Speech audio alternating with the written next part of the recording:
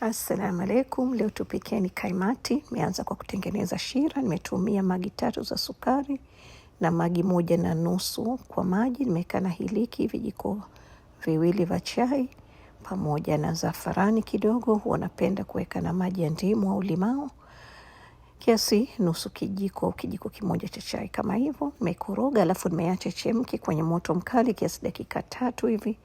Alafu nimeacha chemke moto mdogo mdogo, na huku pembeni nimeanza kutengeneza unga wangu wa kaimati. Nimetumia vikombe 7 vya unga wa ngano na hamira vijiko 2 vikubwa na unga wa cornstarch vijiko 3 vikubwa, yani vya kulia. Alafu nimeweka maji hapo, nimeanza na maji vikombe 3. Nimeweka na yogurt vijiko 4. Yogurt huwa na kisia. Napenda kuweka yogurt pia, sio lazima kama utapenda. Alafu nimeanza kusaga hapo. Baada ya kusaga nikahisi unga mzito sana, nikaongeza kikombe 1 cha maji. Nikaweka na mafuta vijiko 3 vya kulia, na maji wanatumia maji ya umoto wa vuguvugu. Nimeweka na mafuta ya kupikia kiasi vijiko 3 vya kulia.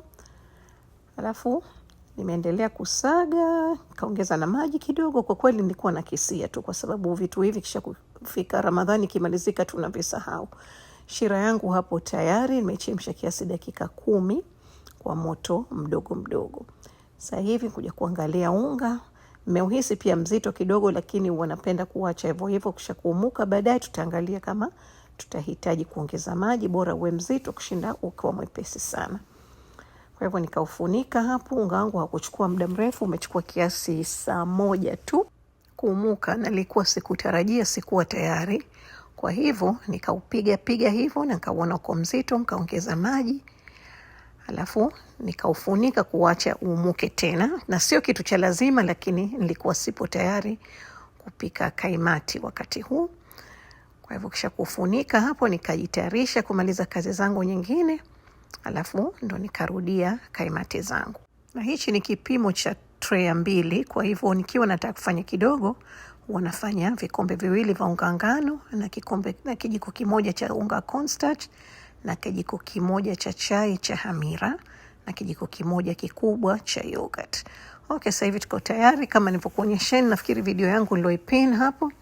Natumia piping bags, lakini ndikosha mkono wangu ipate maji vizuri ili niweze kuweka unga kwenye hii piping bag. Hii technique naipenda sana, nafikiri nishawahi kuzungumza, na inanisaidia sana. Iko very fast na pia usafi. Hamna kitu kinaumiza kama ukimaliza kusafisha jiko lilokuwa liko juu chini kalilopigwa bomu. Okay, sasa hivi niko tayari kama kawaida, mafuta yangu ya moto na kuweka kaimati zangu kama hivyo.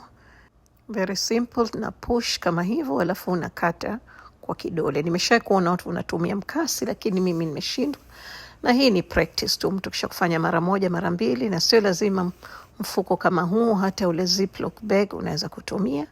Na pia unaweza kukata size yoyote mwenyewe utakayopenda, kama ni vidogo, vikubwa, vya kiasi.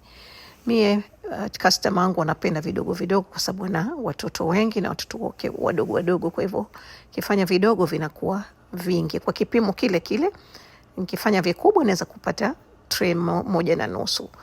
Kama nikifanya vidogo naweza kupata tray 2 kama hivyo. Okay, basi lakini kwa leo, kwa siku hiyo nilikisia tu, sikuwa na uhakika nitapata tray ngapi kwa vile siku nyingi sijafanya kaimati. Anyways, rangi utakayopenda mwenyewe kama hivyo. Mimi napenda rangi kama hiyo. Baada ya hapo, wakati bado zimoto, nimeenda kuzieka kwenye kibakuli. Alafu nimeweka shira wakati huu inakuwa imeshapoa, kwa sababu nataka kitu kimoja tu kiwe kimoto, aidha shira au kaimati, lakini mimi napenda kaimati ndo ziwe zimoto. Baada ya kumaliza hapo, nikaendelea kukaanga nyingine mpaka nipomaliza zote. Kisha kuzitia kwenye tray zote, nikamwagia shira nyingine juu, kwa sababu ilikuwa ishaanza kunywea ili zisiwe kavu. Asanteni sana kwa kuwa nami, na watakia siku njema. Karibuni tena Aroma of Zanzibar. Bye bye.